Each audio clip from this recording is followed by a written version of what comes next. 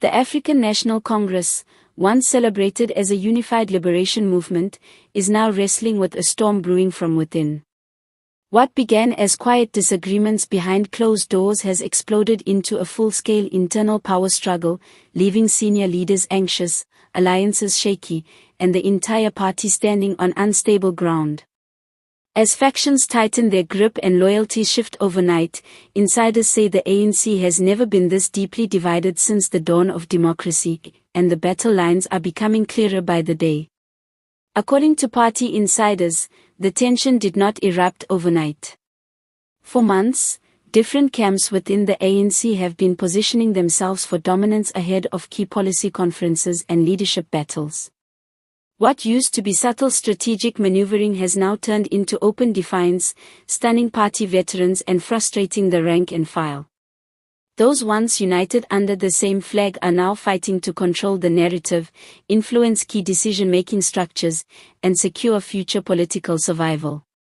At the heart of the conflict lies a fierce competition between two dominant internal blocs, one pushing for a renewed, reform-driven ANC, and the other determined to defend entrenched interests and long-standing networks of influence. Each side believes the future of the movement depends on defeating the other, and this tug-of-war has created an atmosphere thick with suspicion. Trusted comrades now whisper behind one another's backs, while senior members avoid public events together for fear of being seen on the wrong side. In recent weeks, tensions have escalated dramatically. Confidential reports, allegedly leaked from top-level meetings, describe heated exchanges, accusations of betrayal, and a growing sense that the ANC is becoming ungovernable from within. Some NEC members have privately admitted that the situation is worse than what the public sees, with leaders now openly accusing one another of sabotage.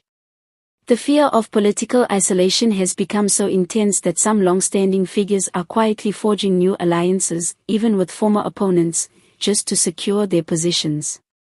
Meanwhile, younger members of the party are increasingly frustrated.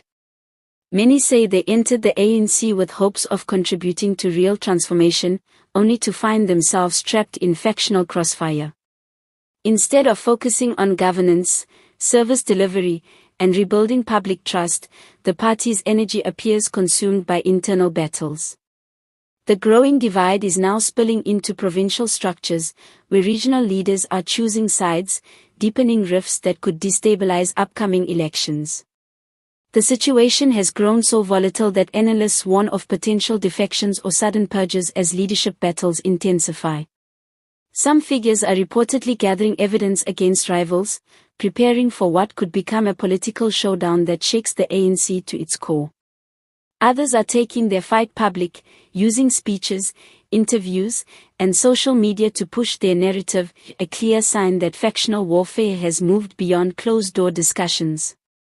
As the internal chaos intensifies, the questions grow louder: who will rise, who will fall, and how much more damage can the ANC withstand before voters lose patience completely?